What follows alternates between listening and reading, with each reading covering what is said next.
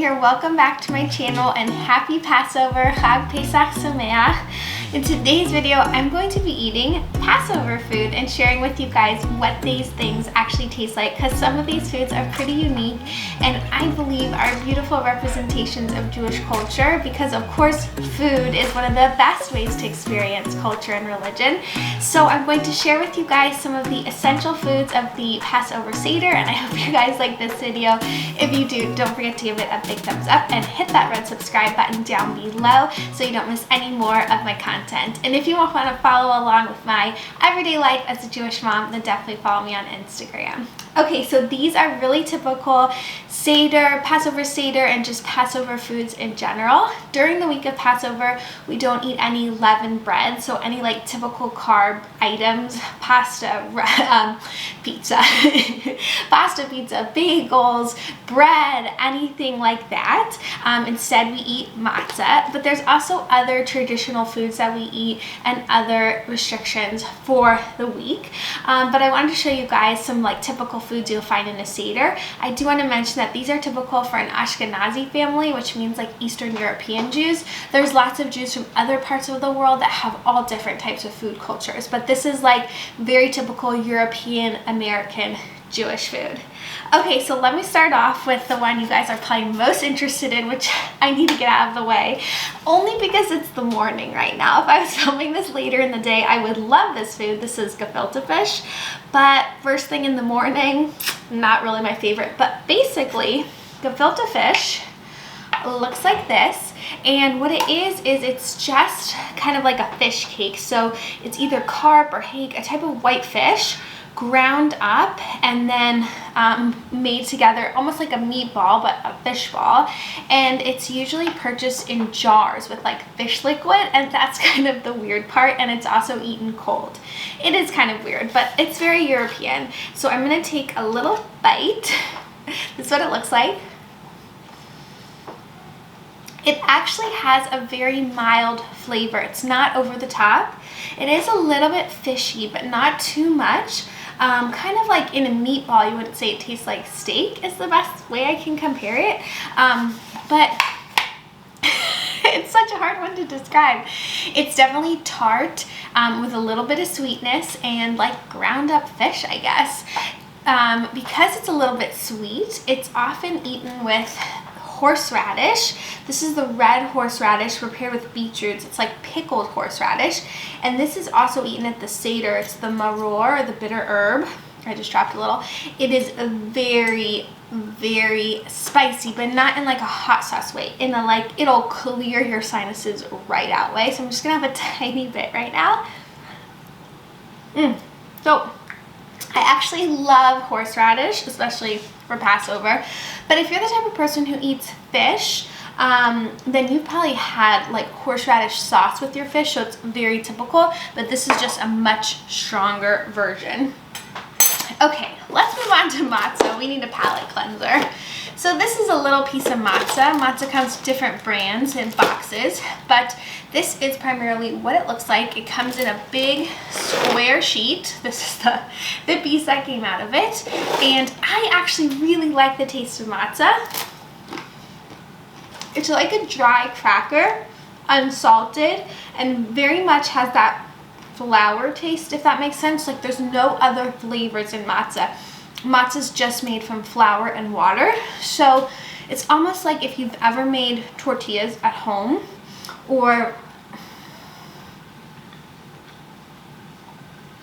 if you've tried, I don't want to say a cracker because maybe an oyster cracker is maybe the closest, but even then most crackers you try have flavorings. This is really, really bland, but it's nice because then you can put things like the gefilte fish and the horseradish on, and it complements it. I also want to show you guys gluten-free matzah, because gluten-free matzah is actually really good. It's much more like a cracker and has a bit more flavor. I honestly don't know what's the difference in how they make it. Oh, it's made with tapioca starch, so it's not made with flour, so it doesn't have that flour taste to it.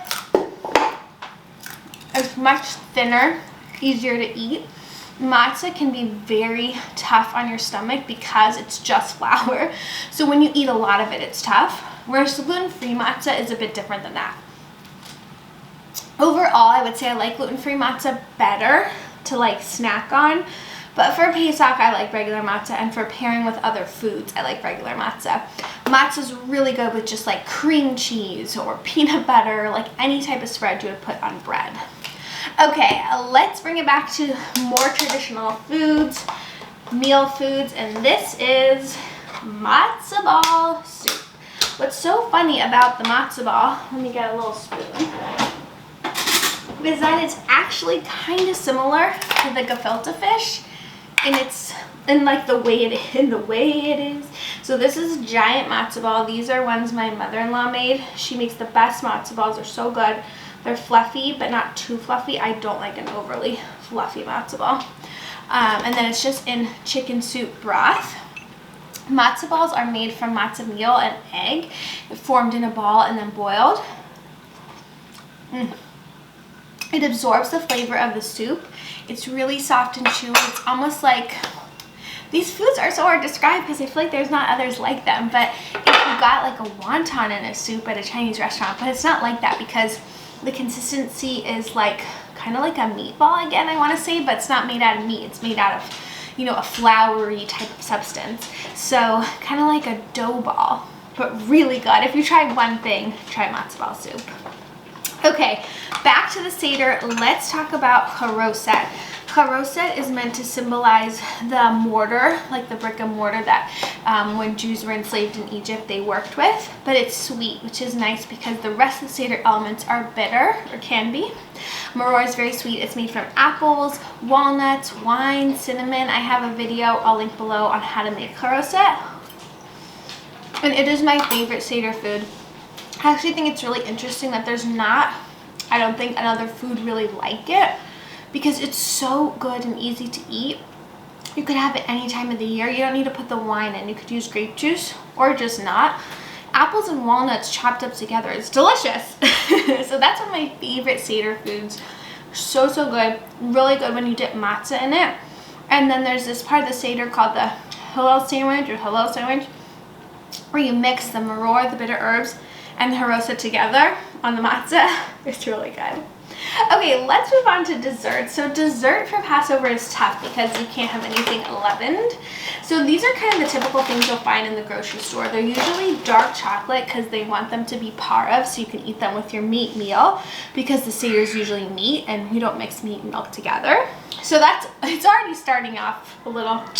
So this one's filled with jelly. This one's filled with a marshmallow type of thing. This is what they look like.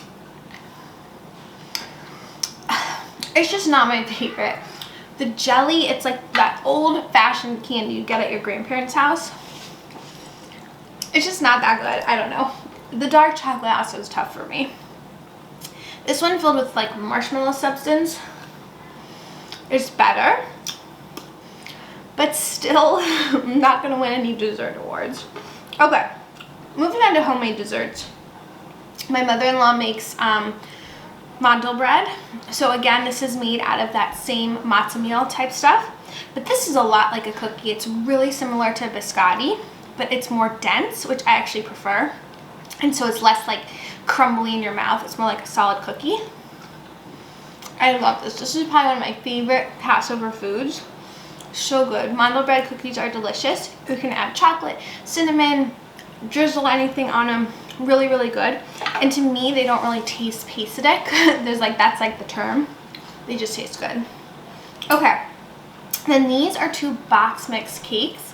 My sister-in-law made these, but basically in the grocery store you can buy kosher Passover cakes. I don't know what their secret is. It's kosher Passover. It's really easy. You usually just add eggs and oil, pop it in the oven, and the texture is a lot like a normal cake. I think it has a hint of Passover. It has a hint of something like matzah, like a little bit different than normal flour. But other than that, I think it's delicious. I think it's just as good as a box cake during the rest of the year, if not better. I don't know, it's like the one time a year we have these box cakes. But it's still moist, delicious. This one has a chocolate topping. This has like a apple crumb topping. I think those are really good. They're usually small. Passover cakes are not like big towering cakes because they don't rise. You know, they don't have the leavening in them. But I will show you something else, my last thing on here, which is another Passover cake. This one is from Molly's Bakery. I actually got this at Whole Foods. But you'll see a lot of these layered cakes because, again, you're not getting like risen cake. So just put a bunch of layers with a lot of frosting in between. So I had this last night, but basically it just kind of tastes like frosting. Like there's so much frosting in there. A little bit of this like sponge cake in between the layers. So that is it. Those are the Passover foods I wanted to share with you guys. I hope you find this interesting and learned about some Jewish culture food. Should I eat anything else for you guys? Let me know in the comments. I hope you liked this video. If you did, don't forget to give it a big thumbs up. Hit that red subscribe button down below, and I'll see you in the next one. Bye!